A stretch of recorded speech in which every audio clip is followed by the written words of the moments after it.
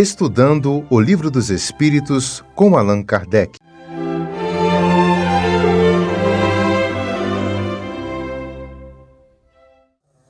Meus amigos, boa noite.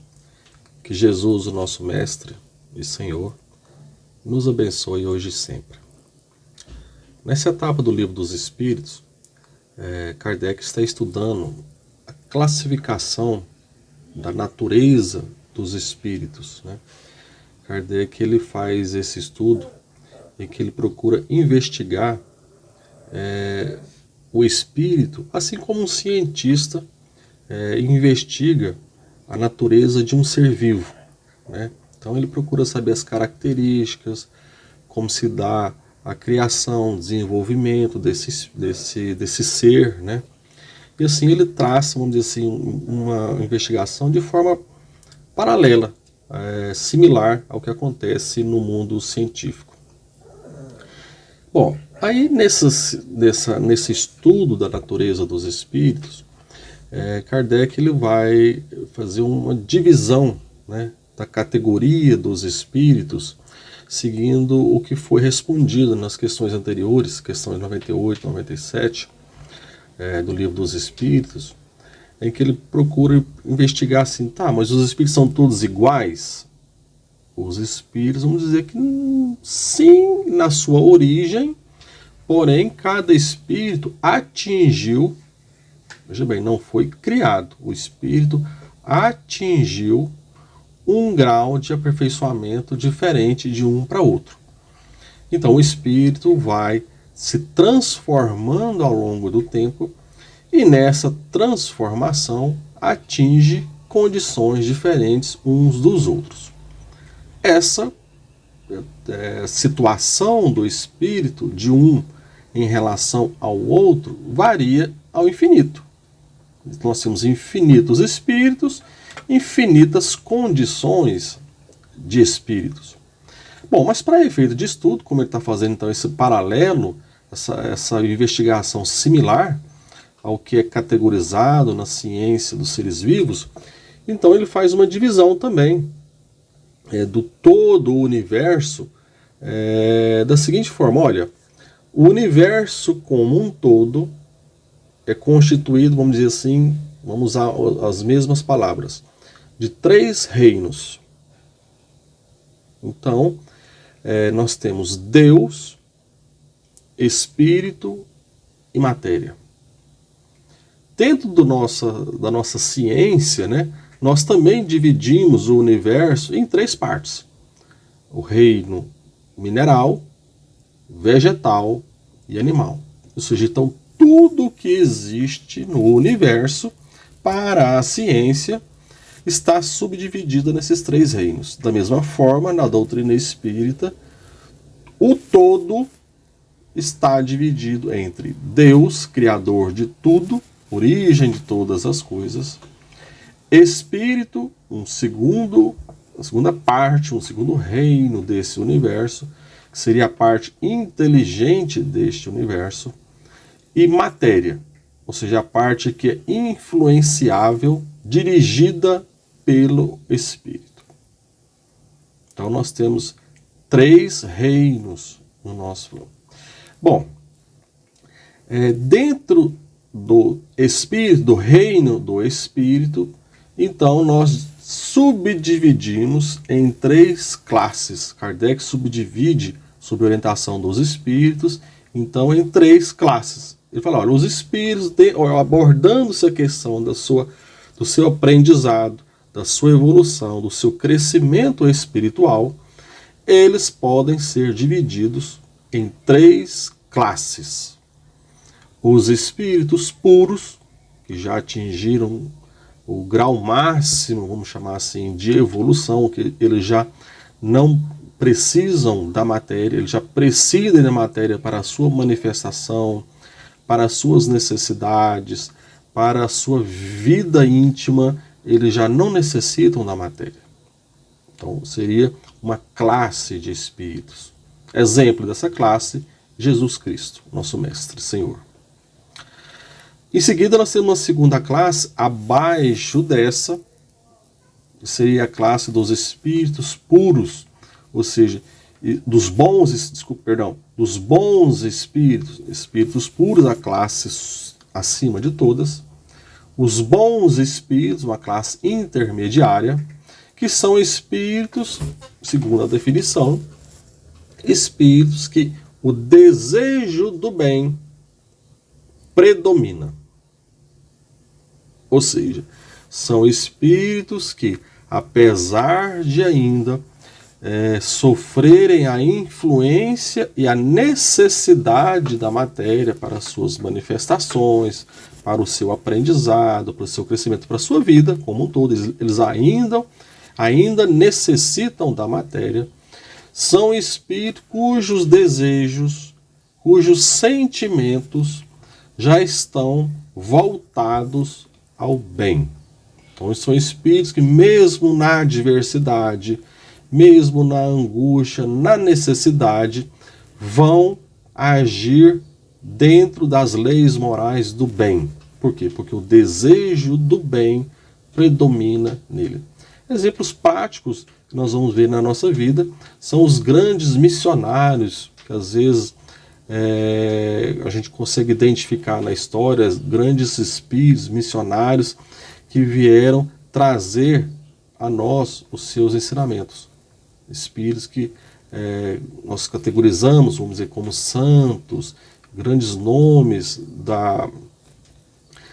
do cristianismo antigo, espíritos do Oriente que também trouxeram a sua sabedoria oriental, Buda, os santos do início do cristianismo, ou seja, espíritos cujo desejo do bem está acima de qualquer coisa. Mesmo acima do instinto de preservação da espécie, o orgulho, vaidade, tudo já são passado para esses espíritos. E na primeira parte, ou seja, na parte mais baixa dessa divisão entre três classes de espírito, Kardec vai nos ensinar sobre os espíritos imperfeitos. Espíritos imperfeitos são os espíritos cuja a matéria ainda predomina sobre o espírito. Nós temos aprendido, todos, que a evolução do espírito é uma transição da matéria para a espiritualidade. Quanto mais imperfeito o espírito, mais arraigado a matéria ele está. Quanto mais puro, mais evoluído um espírito, mais desprendido, mais independente da matéria esse espírito está. Ao ponto que os espíritos puros, como dissemos, eles já não necessitam da matéria para nada. Eles usam a matéria como instrumento de trabalho, como instrumento de ação a benefício de outros espíritos. Nós vamos ver, por exemplo, Jesus e sua pleiade de espíritos ali, movimentando, nos ensina Emmanuel, no livro A Caminho da Luz, Jesus movimentando a matéria desprendida pelo Sol na formação do planeta Terra. Então são espíritos que têm, os espíritos puros, uma habilidade que nós desconhecemos em lidar com a matéria. Daí os milagres que Jesus fazia e para nós até hoje ainda de certa forma inexplicáveis. Não porque são, nos ensina Kardec em A Gênese, não porque são contrários à lei da natureza, inexplicáveis porque nós ainda não temos conhecimento suficiente para entender as operações que Jesus fazia. Como ele manipulava a matéria pela sua vontade para que aqueles espíritos se curassem, né? Então, essa é a divisão que é feita. Assim como nós dissemos que Kardec ele faz a divisão, então, dos espíritos de forma similar ao que são divididos os seres vivos, né, na Terra, não só os seres vivos, mas todo o universo, reino vegetal, mineral, vegetal e animal. Aí nós vamos ver, por exemplo, que o reino animal também é dividido em classes, ou seja, nós temos, assim como o reino dos espíritos é dividido em 3 classes, o reino animal é dividido, por exemplo, em 3 classes. Então, por exemplo, a gente tem o homem, o cão e uma mosca, são animais. São pertencentes ao reino animal. O homem e o cão pertencem à mesma classe, a classe dos mamíferos, a classe mamária. Já a mosca pertence a uma outra classe, que seria a classe dos insetos, classe insecta. Bom, homem e cão são iguais? Não, não são iguais. Homem e cão estão em estágios diferentes de evolução, têm características diferentes. O cérebro do homem muito mais desenvolvido do que o cérebro do cão. Então nós temos características diferentes ali. Então nós podemos pensar o seguinte: olha, a classe dos mamíferos, homem e cão são mamíferos, a classe pode ser dividida em ordens. Então nós vamos ver que uma classe é dividida em ordens. Então o homem pertencem à ordem os homens pertencem à ordem dos primatas. Como um todo, nós temos vários tipos de primatas, né? O cão já pertence a uma outra ordem de animais, pertence à classe carnívora. Por quê? Porque nós temos características diferentes, temos pontos em comum, mas também temos pontos diferentes.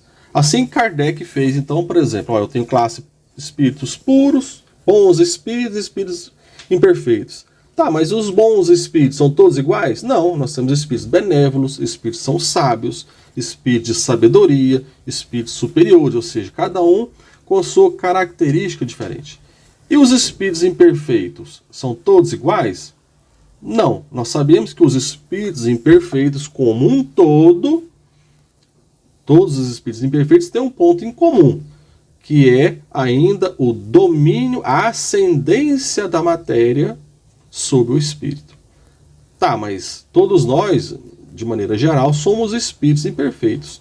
Somos todos iguais? Não. Somos diferentes. Então nós podemos subdividir, esse Kardec fez, os espíritos imperfeitos em várias ordens. Então nós temos espíritos impuros, levianos, pseudo-sábios, neutros, espíritos perturbadores. É uma divisão de estudo, né? Por quê? Ele reúne ali pontos em comum entre um grupo de espíritos e coloca, esses espíritos pertencem a uma ordem. Nos interessa no momento os espíritos impuros, que são uma ordem dentro da classe dos espíritos imperfeitos. Quem são os espíritos impuros? Eu até diria, ouso dizer, que Kardec usou um nome até polido demais para chamar os espíritos impuros. Por quê? Porque os espíritos impuros são aqueles que o mal, o desejo do mal, ainda a inclinação do mal, ainda predomina muito fortemente. Então, o egoísmo, o domínio, o espírito fazer e agir no mal ainda é dominante nesses espíritos.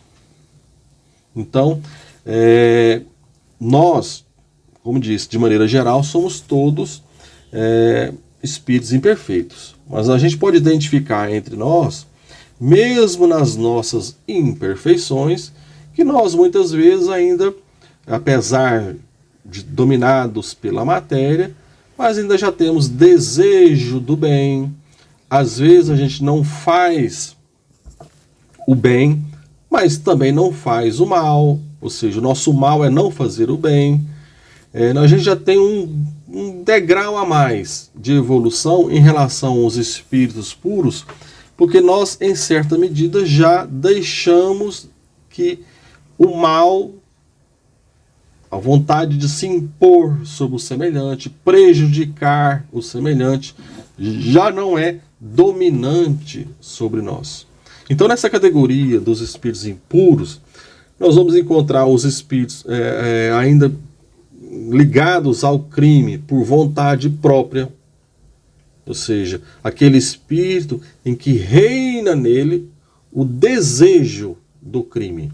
Ele não é um criminoso de oportunidade ou de necessidade. Ele é um criminoso por vontade própria. Ele deseja. É uma pessoa que a prática do mal é prazerosa a ele. É aquele espírito viciado, da mesma forma, por vontade própria. Ele é ligado ao vício por desejo que está íntimo nele. Ele gosta daquilo. É um prazer para ele viver aquela situação. Espíritos que estão na condição, isso tanto na condição encarnada quanto desencarnada. Nos espíritos desencarnados, espíritos que se dedicam, por exemplo, a obsessões, a prejudicar o encarnado pelo simples prazer de ver o outro sofrer.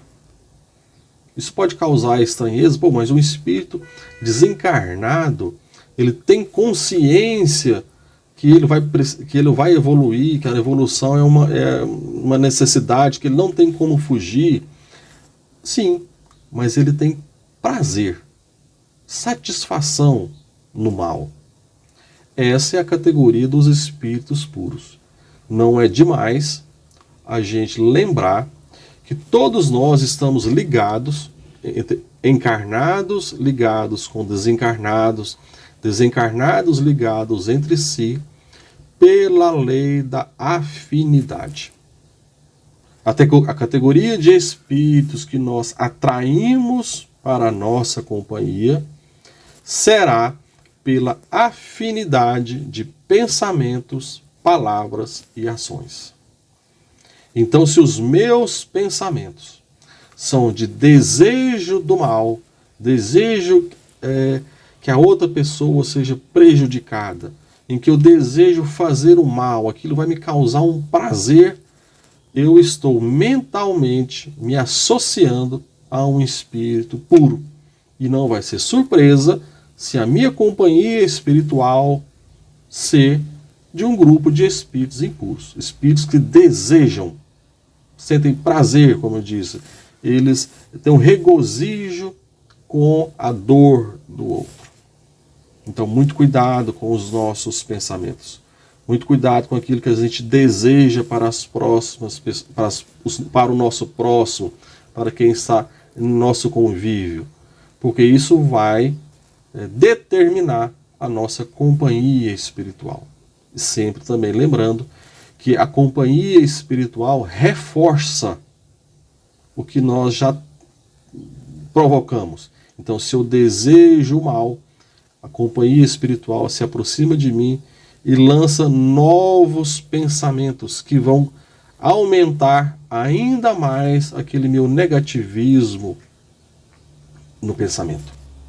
Então, nesse ponto, é sempre bom a gente lembrar a necessidade do recolhimento, da oração, da boa leitura, da prática incessante do bem, do desejo do bem, da compreensão e do perdão, para que esses pensamentos, esses sentimentos dominem o nosso íntimo. Que Jesus, o nosso Mestre e Senhor, nos abençoe hoje e sempre. Muito obrigado.